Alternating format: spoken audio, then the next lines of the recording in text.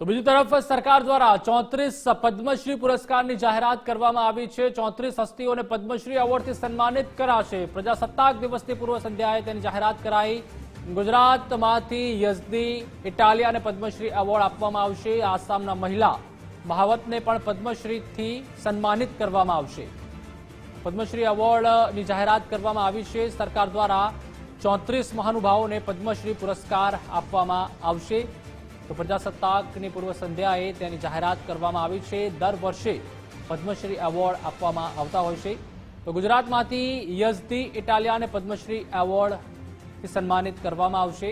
તો આસામના મહિલા મહાવતને પણ પદ્મશ્રી એવોર્ડથી સન્માનિત કરવામાં આવશે।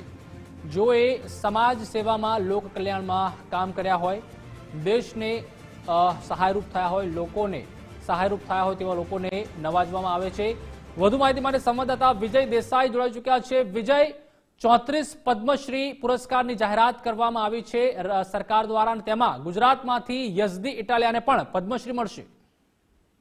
બિલકુલ, જે પ્રજાસત્તાક દિનની જે પૂર્વ સંધ્યાએ છે તે વિશિષ્ટ રીતે જે ઉત્કૃષ્ટ સેવાઓ જે પોતાના ક્ષેત્રની અંદર કરનાર છે એવા વ્યક્તિઓને આ પ્રકારે પદ્મ પુરસ્કાર એનાયત કરવામાં આવતો હોય છે અને તેની જાહેરાત અત્યારે કરવામાં આવી છે। તેની અંદર દેશના જે અલગ અલગ ક્ષેત્રોના જે 34 જેટલા જે ગુમનામ નાયકો છે કે જેમણે પોતપોતાના ક્ષેત્રની અંદર અલગ અલગ રીતે જે કાર્ય કર્યું છે અને આગવું કાર્ય કર્યું છે તેને લઈને જ આ પુરસ્કાર તેમને એનાયત કરવામાં આવી રહ્યા છે। અને તેની અંદર સૌથી મોટું એક જે નામ આવ્યું છે કે દેશના પ્રથમ મહિલા મહાવત કહેવાય કે જેવું આ પ્રકારના જે રૂઢિચુસ્તતાને તોડીને જે આગળ વધેલા છે એવા પાર્વતી બોરાનું નામ પણ અત્યારે તેની અંદર પદ્મ પુરસ્કારની અંદર સામેલ છે। એ ઉપરાંત જે ગુજરાતની અંદરથી ખાસ કરીને જો વાત કરવામાં આવે તો ખાસ જે આદિવાસી ક્ષેત્રોની અંદર છે તે સિકલ સેલ જે એનિમિયા છે તેના કંટ્રોલ પ્રોગ્રામને લઈને જે દેશભરમાં તેમને જે મોટું નામ બનાવ્યું છે એવા યાઝદી માણિક શાહ ઇટાલિયા કે જો ગુજરાતની અંદર છે તેમને પણ આ પદ્મ પુરસ્કારથી નવાજવામાં આવે છે।